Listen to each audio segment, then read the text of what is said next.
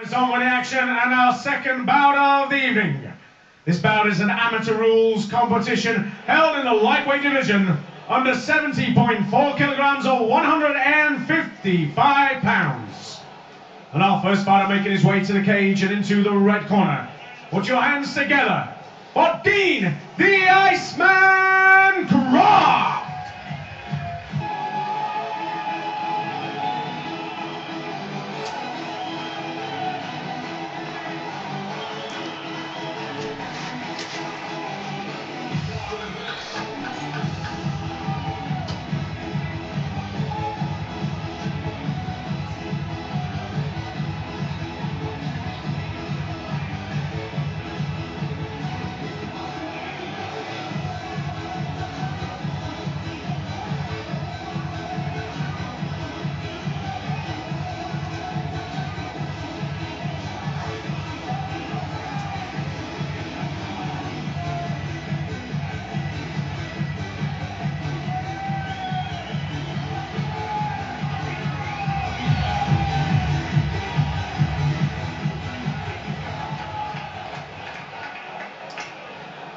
And his opponent making his way to the blue corner, Marc Diakiese! I'm in a new position. Top guard, the fucking tactics make it used to sit. I make the hard shit for you to listen. Smash, beat, back to do the things. Not spreaders on the road, they're telling listening. I like disagree, my teams ain't true religion. Stupid women, wanna get excited. Start fighting with the painful, cause they know it's our big team. Really when I'm stream, don't shoot shade. I'm the hardest out now. If you ain't getting thousands of views in your YouTube video, you should always have found no CD. All made it comes from the whole country. Ladies and gentlemen, your official introductions for this lightweight bout. First, the fighter standing in the red corner. This fighter is 27 years of age, stands 5 feet 8 inches tall, and weighed in at 69.7 kilograms. He has a record of 2 wins, 1 loss, and no draws. Hails from York and represents AVT, Legions, and Multi-Masters. Here's Dave the Iceman Croft. And across the cage in the blue corner. This fighter is 18 years of age, stands 5 feet 10 inches tall, and weighed in at 70.2 kilograms. He has a record of 3 wins, no losses, and no draws. Hails from Doncaster and represents Matrix MMA. This evening he is sponsored by Diamond Fitness Elite, Marc Diakiese. This bout is held over 3-minute rounds. Lightweight bout. Second fight of the night. Dean Croft versus Marc Diakiese. Well-matched lightweight bout. Both guys looking in good shape here tonight. Croft is striker, Diakiese is submission artist. But of course this is MMA and anything can happen. We'll have to see how this one plays out. Marc has a little bit of history of running on the edge of the rules. Right. So he's occasionally done sort of stomps to the ground, things like that. So it'll be interesting to see whether he can keep himself controlled in this fight. Yeah, and we'll see if Croft can stay composed if anything like that comes his way. Yeah, nice composed start from both fighters. I do like to see it when fighters take a little bit of time, they don't just rush in. Yeah, both looking like they're happy to strike here. Croft obviously with the tie shorts on. Legion's a good gym in York for Thai boxing, so you know he's going to be well versed in his striking. Both have thrown quite solid leg kicks, outside leg kicks, a couple of nice inside ones as well, so trying to soften their opponent up. Nice right hand landed there as well. Diakiese looking relaxed. You know, he's looking sharp and you know he looks in good shape for a young 18-year-old guy. Yeah. And with the takedown, double leg. Nice takedown. He's caught in a guillotine. He needs to make sure he's defending that. Is half guard though. Croft got the guillotine from half guard, looking to finish, but Diakiese is defending well. He's looking to attack the arm and stop the choke from coming on there. Looks like he's out of the guillotine. Yeah. I was going to say, Jason, your experience. I mean, you're a very successful fighter today. That kind of half guard position for a guillotine, it doesn't work often, does it? if you fall into the right hand position, you can finish a guillotine from there, but it won't be what I'd be looking to do. I'd be looking to recover my guard or get back to my knees. And obviously this fight is amateur, but these guys are fighting under unified rules, so we've got ground and pound in this position.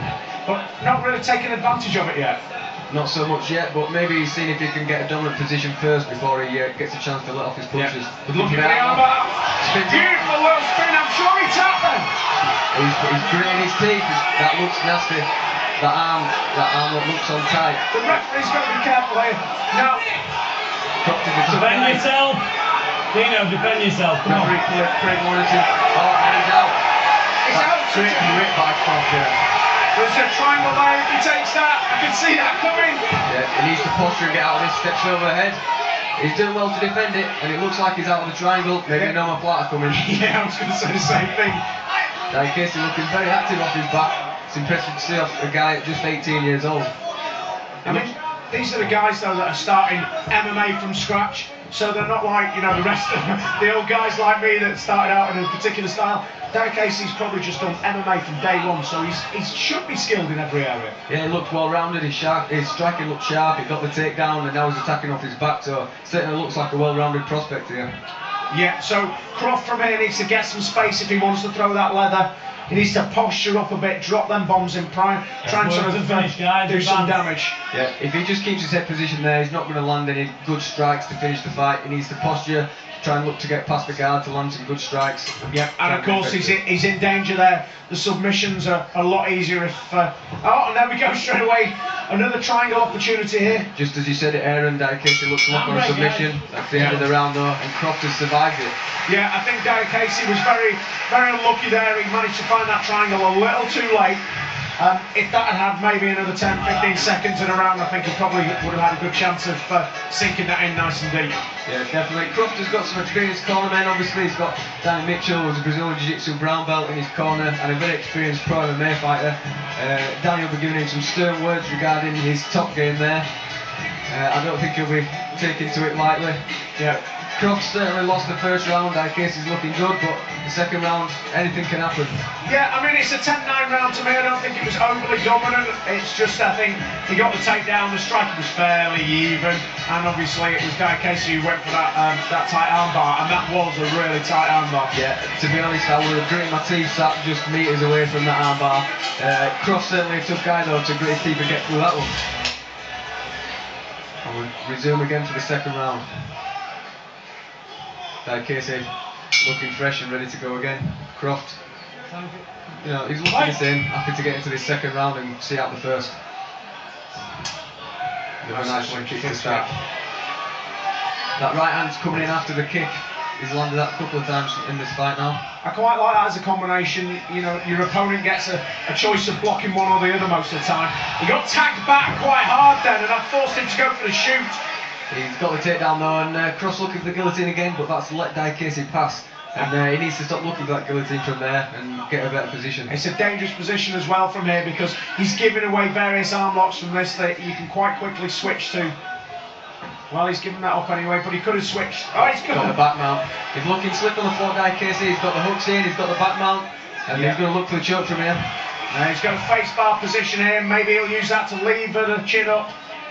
Yeah, both hooks in, nice and tight. Croft needs to try and work his shoulders to the mat, try and work out there, but that looks tight. He's got it on the chin, it's not in the neck. Yep, I think he should feed his other arm underneath that to get it round the neck, but he's giving it up. Still got his back though, a dominant position. He perhaps wants to let Croft sort of roll to his belly, because if you can get that position when your opponent's flat down, it's a very dominant, very strong position. Yeah, he's looking for the choke again. It's round the chin again though. Yeah, Croft doing well at keeping his chin tucked and defending here, but he's not really looking to work out of his position. He don't want to stay there for a full round. We've got a long time left in this round. He's not tried any escapes. He's found his neck now, he could finish this. And that's a neck crank as well by the look of it, but it's tight under the chin. Croft looking to punch his way out of it, but I don't think that's going to work from here. I think Diakiese should just go back to trying to rear naked choke, because now he's got his arm underneath the chin. Yeah, I think he needs to let that body triangle go and go back to his hooks and reset that position. Yeah. He's stayed on top and he's managed to retain the back there. He's not finished the choke, but he's keeping the dominant position. And he's blowing back for that rear naked choke again. Croft having a really tough time on the ground tonight. Diakiese is constantly attacking for submissions, and again, that looks quite tight under the chin, but is Croft defending well, keeping the chin tucked? Can't quite see whether this is tight from here. No, It's still over the chin. I mean, Croft's doing a great job of not necessarily escaping, but certainly avoiding the submissions. I think just by being stubborn more than anything. Yeah, tough guy. I've seen him fight a few times. He's definitely a tough guy, and he doesn't give up. I don't think we'll see him give up in this fight, but you know, he looks to be technically the inferior man on the mat. Certainly, and I think if he loses this round as well, it's going to leave him with a mountain to climb in the third. Oh, he's certainly going to need the finish, and he's got a long way to go to win this round back. He'd have to do something really special. I don't think we're going to see that in the time remaining. Diakiese doesn't look like he's going to give the back up. So 10 seconds left on the clock. Good, keep him clean. Few Beautiful. punches to soften him up before the end of the round. Yeah. Good for the judges. That's a really dominant round that we're ending. Right. Well done, guys. I mean, that's one of those rounds that you've got to make a decision how dominant that was. Was it worth a 10-8? He wasn't close to finishing it, really. It was all across the jaw. But actually, maybe spent 2.5 minutes on cross back. That's pretty dominant. Yeah, and that is obviously in MMA, that's one of the most dominant positions you can have, to keep somebody's back for, you know, the vast majority of the round. You know, you've got to think whether the judges are giving that a 10-8. Yeah. If that's a 10-8, obviously Dean's got a mountain to climb in this third round. So let's assume that Croft has lost that round. You're an experienced MMA fighter yourself. What sort of advice have you got to be giving Croft? What do you expect his corner to be saying in this break now? Well, Croft needs a finish. There's no way he's winning this fight on points. He's down by 2, maybe 3 points. So he needs to come out and look for a finish. He needs to try and avoid the ground by the look of it, because Diakiese's all over him on the floor. So he needs to come and look for a knockout punch or kick. Yeah, he's got to do something, and so far he hasn't won the ground game, so it's got to be on his feet, I think, that he's going to have any of that success. Thank you, Yeah, and that's when it comes down to the wrestling game. See if he can keep this fight standing. And obviously Diakiese's no slouch on the feet either, so No.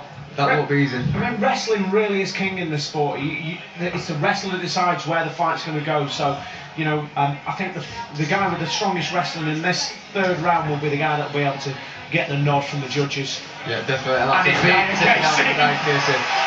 That's just pure timing. Croft comes in, and Diakiese just times in, picks up the big double leg, Yeah. and gets it to side control. He came in nice and low, managed to get Croft's weight over his shoulder. It makes for a very easy slam if you can get to that position. And he's looking to pass them out. Croft scrambling. Diakiese on Give top, it gets back the back again. Oh, let's see if he can keep his position. Looks for a suplex, but manages to get the takedown. Yeah. And he's on top. He just went for that sort of drag down, takedown, which you see a little bit more often than suplexes. It takes a little less skill and flexibility to do that. I think we were just hoping for the suplex. Yeah, for the highlight reel. suplexes are cool. And he's got side control, got a good crossface. Croft is going to struggle to get out of here unless he can work that underhook a bit more. The crossface makes things really uncomfortable, and Diakiese, you know, he's looking strong on top. Yeah, I mean, the danger is with Diakiese, the problem with the crossface is it does take away one of your weapons, especially when you've got headshots. And, you know, he doesn't want to give Croft a chance to get back to his feet. He needs to stay busy so that he stays on the ground. If he does that, he'll get a shutout victory. He'll have won every round. Diakiese not really looking to strike on the floor. I think this is his first fight with ground and pound. He's not really letting the strikes go. Looks more content to advance position and look for a submission. There was a little bit of a warning from the referee there to improve and advance his position. He needs to unleash some shots. He needs to try some submissions. Croft time to work to his knees from the half guard. Diakiese, he's doing a good job of keeping his hips in and keeping Croft pinned to the mat. He's got him crushed against the fence there. He can use that cage to stand up though, Croft. But Diakiese goes to the back. He's been taking his back for fun here this evening. Yeah, and he's looking strong when he gets there. You know, Croft isn't looking like he's got an answer. It doesn't look like he's got an escape. Well, of course, Diakiese failed to finish this fight in the second round from back position. This has got to be a credit to Croft's durability. Diakiese, with his first 3 wins, he's undefeated, all 3 wins by submission, and he's been all over Croft with the submission game tonight. But Croft is staying in it, and he's not allowing himself to be submitted. He's keeping his chin tucked, and he's looking to see the fight out, even if he's not going to get the win from here. I'd like to say, nice back into the reversal guard. there. Now he's got an opportunity here. He can posture up, he can throw big shots, he can look for that TKO stoppage. Needs to clear the attachments, get the posture, and look to let some shots go. 10 seconds left. I don't think he's going to have enough time to do enough significant damage yet. 10-second round. Left hands to the body. I think that's over and done with. Yep. And that's the end of the fight. That looks like a shutout victory for Diakiese. In my eyes. I agree. Let's see what the official result is. So 3 rounds of action. We've got the young 18-year-old Marc Diakiese there. Looking a strong prospect. Just 18 years old. That's his 4th fight. And by the look of things, that's going to be his 4th straight win. Ladies and gentlemen, in our second bout of the evening, at the 3 hard-fought rounds, we go to the judges' scorecards. They see this as a unanimous decision for your winner. In the blue corner, Marc Diakiese. Put your hands together for his opponent this evening, Dean Cross.